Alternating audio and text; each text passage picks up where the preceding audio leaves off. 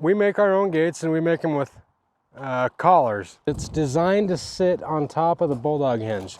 It gives the gate a place to rest on securely, and also makes it to the point where somebody can't just come and lift the gate up to unlock it.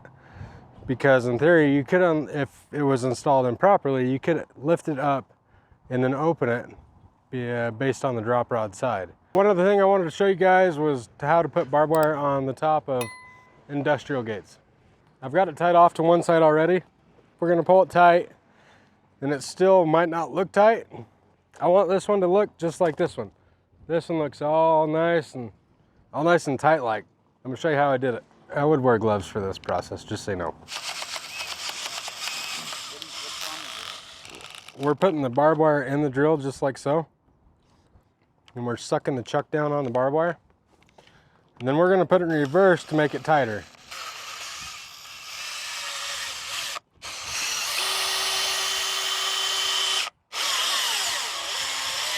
So let's see what that just did.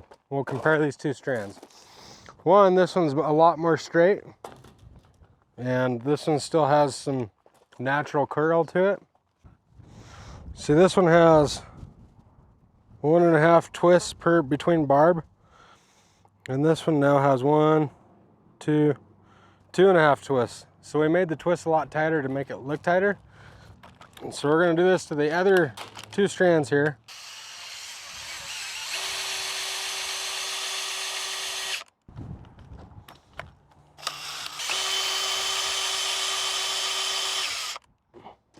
It's really hard to get barbed wire to look tight and be tight in that short amount of stretch.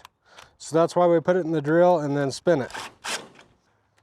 We got the brace bands measured from top of top rail every 4 inches, and we got them spaced equally. So now we're gonna start with our top barbed wire.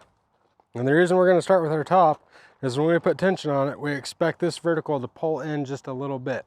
So if we started from the bottom and then worked to the top, did the top last, we're gonna loosen these two strands. So we don't want that to happen, so we're gonna start with the top. That barb needs to come off. We're gonna trim it here. So we're gonna pull that barb out. So what I'm doing is I'm untwisting. So there's that one that's untwisted, and it's free. And then I'm gonna turn it here, and I'm gonna cut it. This is 4-point. So there's 2 pieces of wire in here. Now I'm gonna untwist that one, and it popped off already. It's easier just to cut it all out rather than trying to pull it out. Remember how I told you that I was gonna talk about the T-handle again?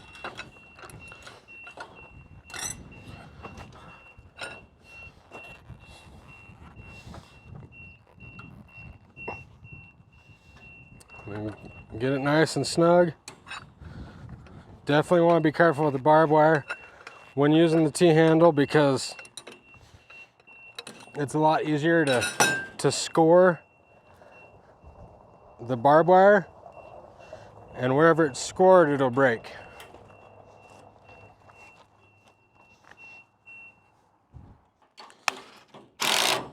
So then that looks all nice and clean, and now we can go to our next strand.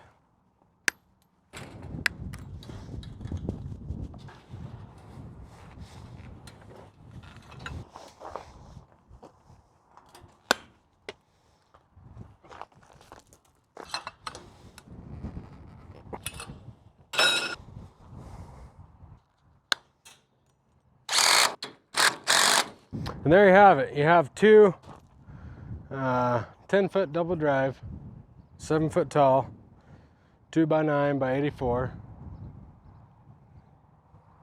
industrial gates with barbed wire on the top. Here's the drop rod to go along with the gate. It's going to lock into the ground. And here's the 1 3/8 by 1 7/8 drop rod guides. We're going to take 3 of them. We're gonna put one above, one here that locks into this, and then one down here.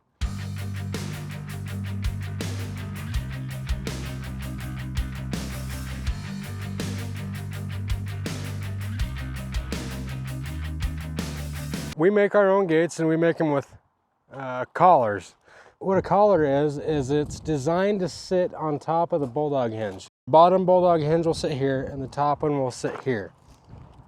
It gives the gate a place to rest on securely, and also makes it to the point where somebody can't just come and lift the gate up to unlock it. Because in theory, you could, if it was installed improperly, you could lift it up and then open it based on the drop rod side. We're going to measure from the bottom of the bottom collar to the middle of the top rail, 69.5. We're going to transfer that measurement over that post, which is going to tell me where we need to put our bottom hinge at.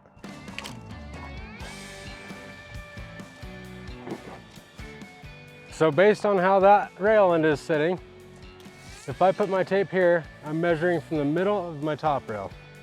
And I'm going to measure down 69.5 inches and put a mark.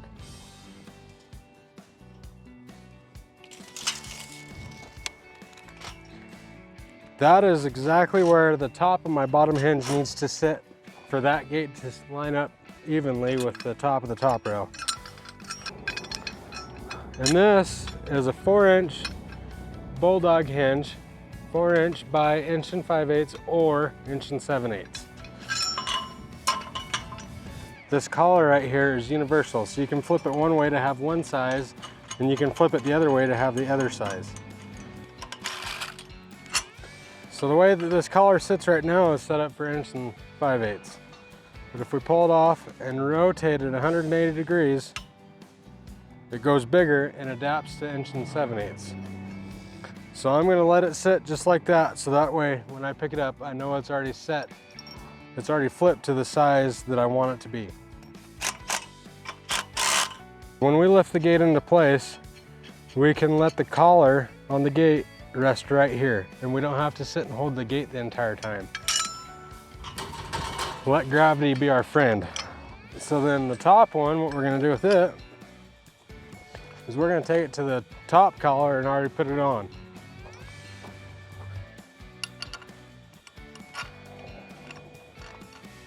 Thing to remember about doing this is pay attention to what side your nuts are on. The nuts and the bolt heads always need to be on the same side. It should never be flip-flop or some here, some there. It should always be identical. Based on what side the fabric is on and the nuts are on is the secure side and the unsecure side. Inside of the airport is the secure side.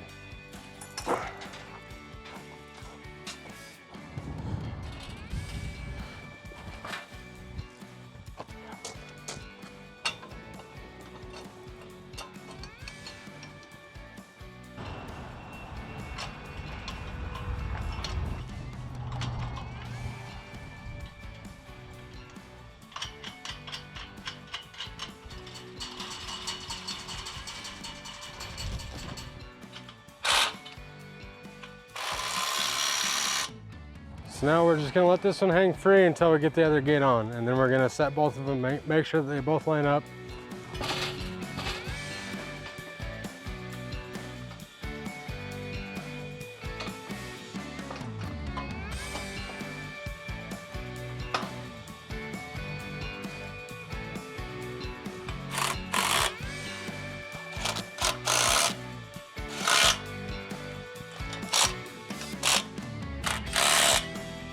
All right, now let's close the gates and see how they look.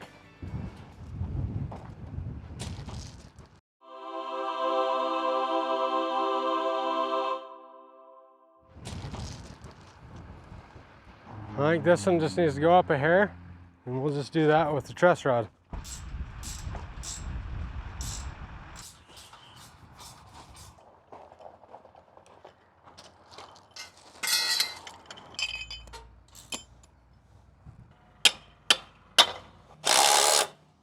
All right, so we got our first drop rod guide on. So that's how those lock together, it's just like so.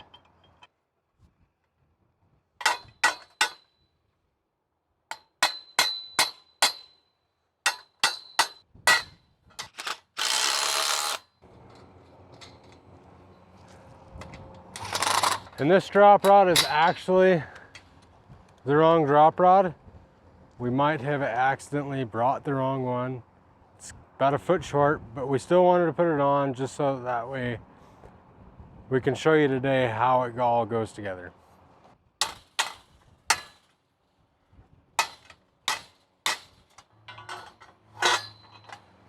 and then it receives the gate, and that's how it goes together. So, in a recap, between framing up the fence, running chain link, all the cool stuff that we did, putting barbed wire on the gates, I think that's a wrap. In the commercial, industrial world of chain link, we nailed it. Hope you enjoyed it. Don't forget to like and subscribe. Other than that, thanks for watching. You guys have a good dang day.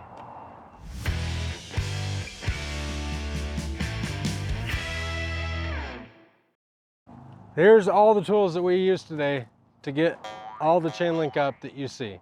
We have the T-handle, truss rod bender, the top rail dresser, chain walker. The other name is a boundary strainer with snap hook. That's what that's called, or a chain walker. Chain link rake, foot dresser, pole jack, not the DeWalt drill, but what's in the DeWalt drill, which is the 9-gauge easy twist tie tool, the deep cut bandsaw, and the 9-gauge hog ring pliers. That is all the tools that we used to get all this up. If you need anything, you're at the right place.